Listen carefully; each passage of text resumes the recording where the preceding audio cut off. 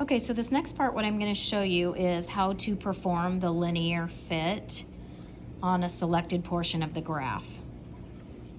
So this is where we're going to find the slope. So what you're going to do is highlight the area from 0. I'm trying to do this and watch at the same time. So from 0 to 100 seconds.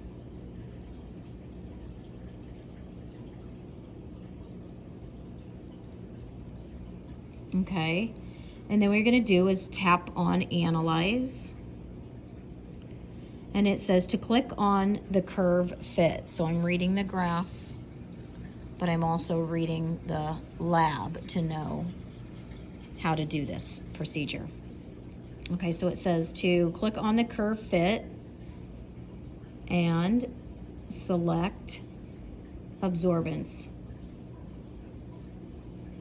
All right, then it says to, under choose fit drop-down menu, select linear, and then record the slope of line M as the rate of the reaction. So right here would be your M. This is the slope. So 0.005. So what we want to do is then look at, okay, this is the greatest rate because at this point is where it starts to level off. So one of the questions in the analysis then asks, what was the rate of the enzyme reaction? So you would say that line that we just calculated, M, 0.005 is the rate of the reaction. And then it says you measured color change and rate of the reaction for 600 seconds. What time will you choose for later essays? So when we do the lab the next day, students are then going to determine, do I really need to do 600 seconds when the reaction is pretty much leveling off by 400 seconds? It slows down considerably, but I know my reaction is going to happen the fastest in probably the first 300 seconds.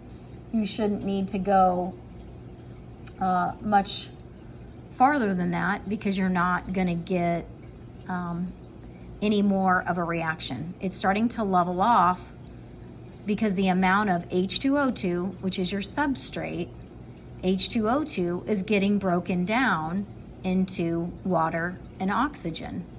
So you're running out of H2O2. So when it says, what was the limiting factor for your baseline reaction? Was it the enzyme or the substrate? Well, you have to remember the enzyme is the turn-up peroxidase. And enzymes get used over and over and over again, kind of like the lock on your door. You can put your key in a lot of times and it never damages the lock on your door. So that's what's happening. The substrate is like the key and your enzyme is like the lock in the door. So the substrate keeps getting broken down into water and oxygen. So you're starting to run out of H2O2.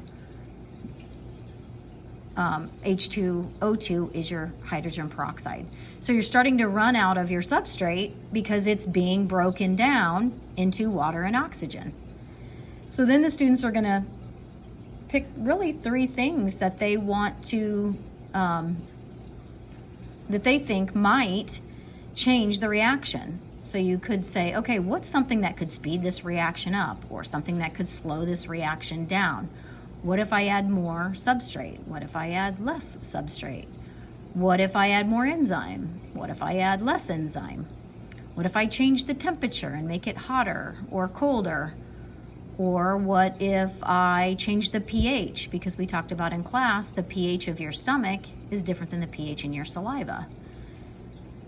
So those are some things that students will do then the next day is manipulate just one variable and see how that factor can affect the rate of hydrogen peroxide and the substrate, hydrogen peroxide, and the enzyme turn-up peroxidase. All right, so that's the preliminary lab, and then what I'll do is probably give you a variable to test, and then I'll run the experiment for you. All right.